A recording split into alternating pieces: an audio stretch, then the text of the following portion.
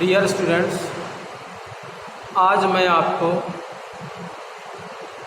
Partnership का last chapter dissolution of partnership firm explain करने जा रहा हूँ। दो शब्द आते हैं, एक डिसोल्यूशन ऑफ पार्टनरशिप फर्म और एक शब्द आता है डिसोल्यूशन ऑफ पार्टनरशिप। जो अभी तक आपने चैप्टर्स पढ़े हैं, जैसे कि change in ratio, admission of the partner, retirement of the partner, death of the partners, ये सारे जो चैप्टर हैं वो आते हैं डिसोल्यूशन ऑफ पार्टनरशिप। और इसमें क्या है, जो चैप्टर पढ़ रहे हैं डिसोल्यूशन ऑफ पार्टनरशिप फर्म, यानी हमारी पूरी फर्म बंद हो गई, यानी हमारी पार्टनरशिप बिल्कुल ख़त्म हो गई।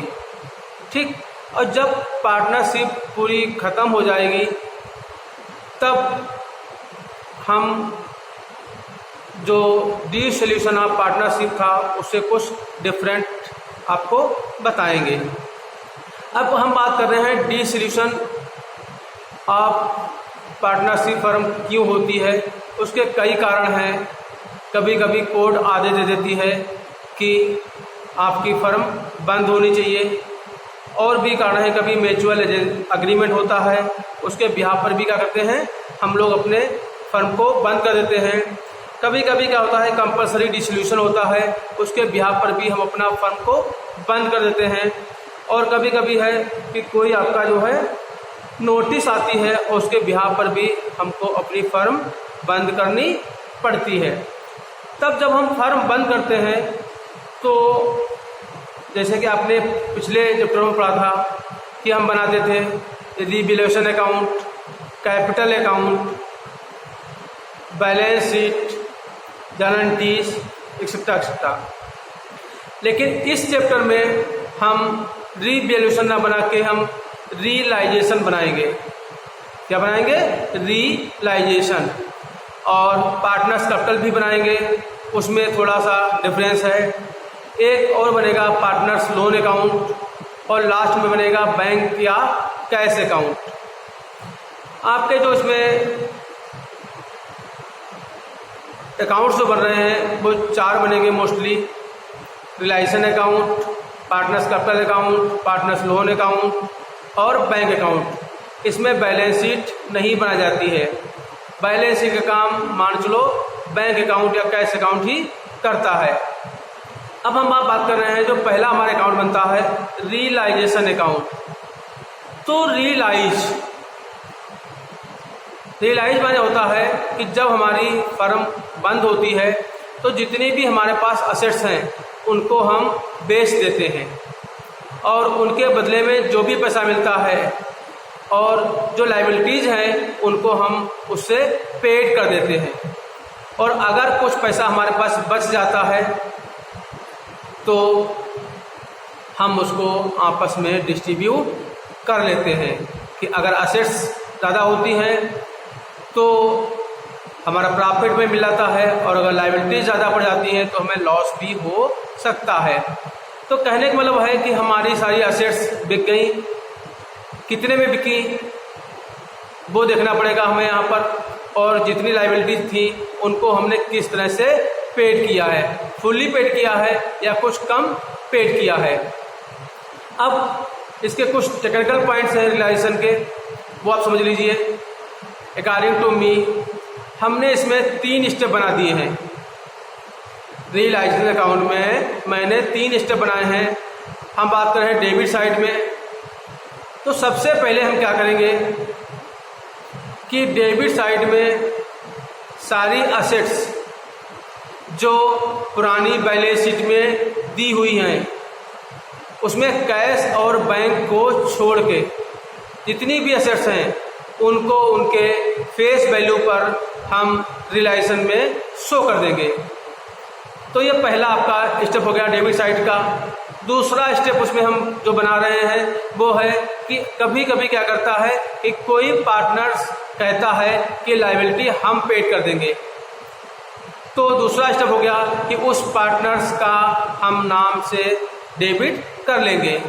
और तीसरा स्टेप होता है कि अगर हमने जो लायबिलिटीज़ पेड की हैं, कितनी हमने पेड की हैं, वो आता है टू कैश या बैंक अकाउंट। ये 3 स्टेप हो गए डेबिट साइड के। और इसी तरह से जो 3 स्टेप हैं वो हैं क्रेडिट साइड में। पहला स्टेप है कि जो भी आउटसाइड लायबिलिटीज़ हैं वो आउटसाइड लायबिलिटीज़ को हम रियलाइजेशन के क्रेडिट साइड में एज इट इज लिख देंगे। और उसके बाद अगर कोई पार्टनर्स कोई एसेट ले रहा है जब फर्म बंद हो रही है तो उसके नाम से हम बाई साइड में शो कर देंगे। और उसके बाद जितनी एसेट्स थी हमारी वो हमारी मार्केट में कितने की बिक गई हैं तो आ जाएगा बाई साइड में बाई बैंक या कैश अकाउंट। कितने में बिकी हैं वो आपको यहाँ पर शो करना है। और उसके बाद दोनों का डिफरेंस निकाल लेंगे। डिफरेंस निकालने के बाद हम क्या करेंगे, अगर क्रेडिट साइड बढ़ा है तो प्रॉफिट हो जाएगा और डेबिट साइड बढ़ा है तो लॉस हो जाएगा। और उसको हम पार्टनर्स में ओल्ड रेशियो में डिस्ट्रीब्यूट कर देंगे। लेकिन कुछ चीज़ें हैं टेक्निकल जो आपको बतानी है कि अगर किसी असेट्स या किसी लायबिलिटी के बारे में कुछ नहीं दिया हुआ है कि वो कितना हमारे कितने में बिकी है या कितना हमको देना पड़ रहा है, तो उसको जितनी वैल्यू थी एक्चुअल में उतने से ही हम उसको मान लेंगे कि ये बिक गई। और लायबिलिटी भी है जितनी उसकी फेस वैल्यू थी उतनी ही हमको देनी पड़ रही है। तो ये आपको ध्यान रखना है कि अगर उसमें लिखा हुआ है कि एसेट्स रियलाइज हुई हैं और किसी एसेट के बारे में नहीं पता है तो उसको फेस वैल्यू पे ही रियलाइज हम मान लेंगे। और ऐसे लायबिलिटी के बारे में भी है कि अगर उसके बारे में लिखा नहीं हुआ है कि हमने कितना इसको पेड किया है, कम किया है, ज़्यादा किया है या कुछ लिखा ही नहीं है तो उसको हम सेम वैल्यू फेस वैल्यू पे ही उसको हम पेड कर देंगे। ठीक, तो ये कुछ टेक्निकल चीज़ें हैं जो आपको ध्यान रखनी है। अब आते हैं कैपिटल अकाउंट में। इसमें और पुरानी कैपिटल्स में क्या डिफरेंस है? बाकी सब कुछ एक ही है। बाई बैलेंस BD करेंगे, उसके बाद अगर रिजर्व वगैरह है बांट लेंगे, फिर उसके बाद हमारा रियलाइजेशन का प्रॉफिट या लॉस है उसको भी हम शो कर देंगे। उसमें जब हम बैलेंस निकालते थे तो लिखते थे टू बैलेंस CD, लेकिन यहाँ पर हम पार्टनरशिप को बंद कर रहे हैं तो बैलेंस लाने की गुंजाइश खत्म हो जाती है। तो जो बैलेंस आएगा उसको दिखा देंगे टू बैंक अकाउंट में, यानी वो पैसा जितना बचा था उतना पार्टनर्स को मिल गया है। तो वहाँ पर बैलेंस CD की जगह क्या हो जाएगा, टू बैंक अकाउंट। अब ये टू में भी हो सकता है और ये बाई में भी हो सकता है कि किसी का टू में आए किसी का बाई में आए या तीनों का टू में हो सकता है। अब उसके बाद बनाएंगे हम लोग पार्टनर्स लोन अकाउंट। अगर क्वेश्चन में दिया है, नहीं दिया है तो हमें इससे कोई मतलब नहीं है। और जो पार्टनर्स लोन होता है that is the inside liabilities और इसको हमें पेड करना पड़ता है। आउटसाइड लायबिलिटी तो हमने रिलेशन में ही पेड कर दी, लेकिन इनसाइड लायबिलिटी है तो उसको हमें अलग से अकाउंट बना के शो करना पड़ता है। जब कैसे बनाएंगे तो आपको बताएंगे क्वेश्चन में। और लास्ट जो बनता है बैंक अकाउंट, कैसे बनाएंगे? बिल्कुल सिंपली से आपको टेक्निक बता रहे हैं। सबसे पहले जो पुरानी बैलेंस शीट में कैश या बैंक दिया हुआ है, अब हम बार बार बोल रहे हैं कैश या बैंक, तो आप समझिए कि अगर हमारी पुरानी बैलेंस शीट में कैश दिया है तो हम कैश लिखेंगे और अगर बैंक दिया है तो बैंक लिखेंगे। तो इसलिए हम कैश और बैंक दोनों बोल रहे हैं according to your question you have to do it. तो मान लो हमारा बैलेंस शीट में कैश दिया है तो हम बनाएंगे कैश अकाउंट और देखेंगे कि पुरानी बैलेंस शीट में हमारी कैश कितनी दी हुई है और लिख देंगे टू बैलेंस BD। ठीक, उसके बाद में बैलेंस शीट से कोई लेना देना नहीं है। हम आ जाएंगे अपने रियलाइजेशन अकाउंट में। रियलाइजेशन अकाउंट में अगर हम बात करें तो टू में जो हमने लायबिलिटीज पेड की हैं उनको हम बैंक अकाउंट में बाई में शो कर देंगे, बाई रियलाइजेशन अकाउंट करके। और रियलाइजेशन के बाई में हमने जो बाई बैंक लिखा था या बाई कैश लिखा था उसको बेटा हम बैंक अकाउंट के डेबिट साइड में हम शो कर देंगे, लिख देंगे टू रियलाइजेशन। उसके बाद 2 एंट्रियाँ मिल गई। तीसरी जो एंट्री मिलेगी आपको मिलेगी कैपिटल अकाउंट में। उसमें जो लिखा था आपने बैलेंस शीट की जगह लिखा था आपने टू बैंक अकाउंट, तो इसकी भी पोस्टिंग अगर टू में है तो बैंक अकाउंट के बाई में हो जाएगी एज कैपिटल और बीच कैपिटल के नाम से, जो भी नाम दिए हैं उनके अकॉर्डिंग। और अगर बाई चांस किसी कैपिटल अकाउंट के जो बैंक अकाउंट है वो क्रेडिट साइड में आया है तो उसको हम बैंक अकाउंट के टू यानी डेबिट साइड में इसको हम पोस्ट कर देंगे। और उसके बाद उसका हम टोटल करेंगे। जब टोटल करेंगे तो बैंक अकाउंट का टोटल अपने आप इक्वल हो जाएगा।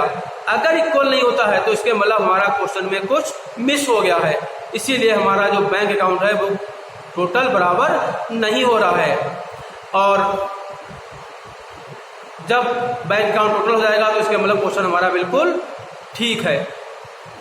तो ये हमारा 4 अकाउंट्स बनेंगे, Reliance account, capital account, loan account, partners loan account इसको कहते हैं, और बैंक अकाउंट। यहाँ पर बैंक अकाउंट बराबर क्यों होता है इसका भी एक रीजन है, क्योंकि हम सारे लायबिलिटीज पेड कर रहे हैं, सारी एसेट्स बेचे दे रहे हैं, तो एट लास्ट में हमारे पास कुछ भी नहीं बचेगा, तो हमारा बैंक अकाउंट अपने आप क्या हो जाएगा, बंद हो जाएगा, तो कोई भी बैलेंस बचने की गुंजाइश नहीं रह जाएगी।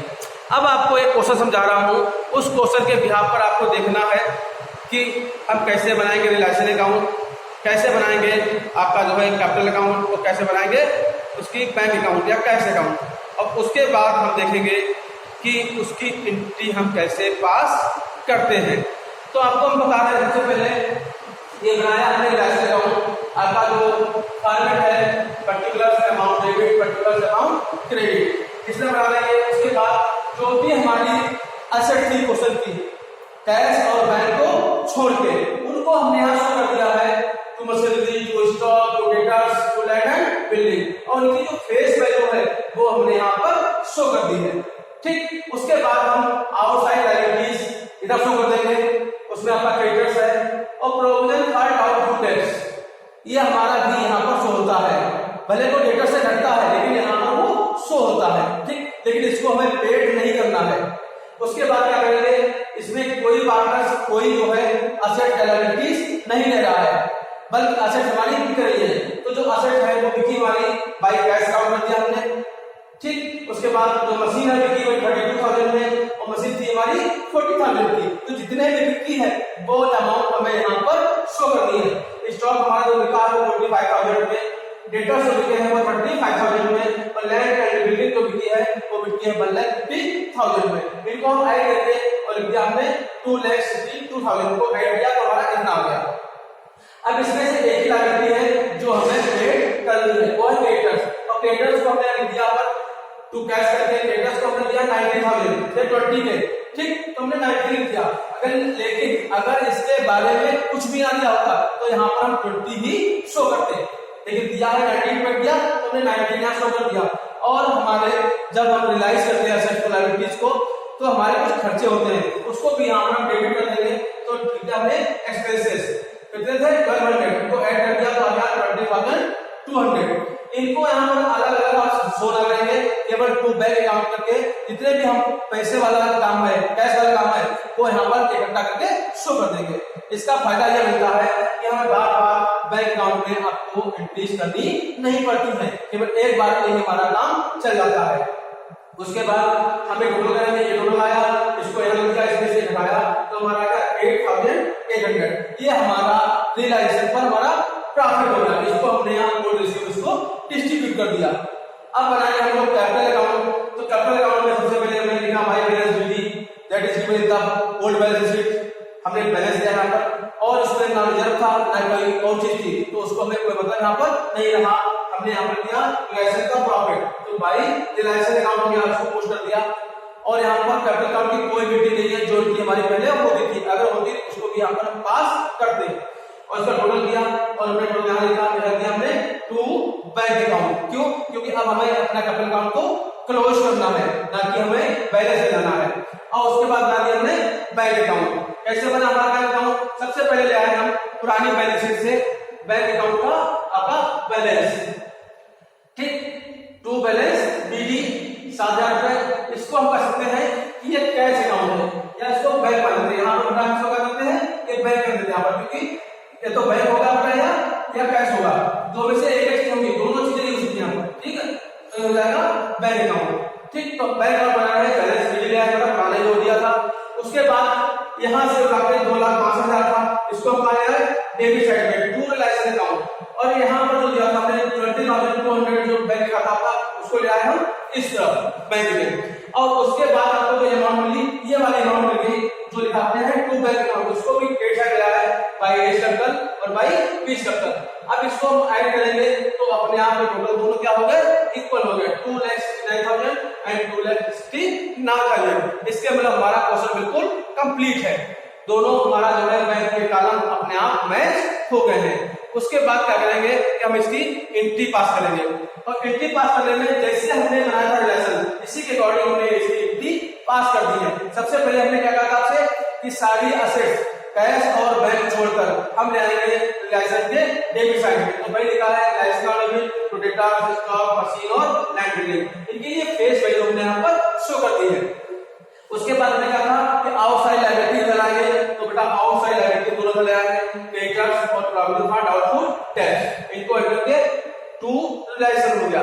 उसके बाद क्या किया है कि हमारा हमने सारी असेट्स यहाँ मिल गई, कितने मिलती है 2,62,000 में, तो हमने इसकी एंट्री पास कर दी बैंक ऑर्डिनरी टू रिलेशन।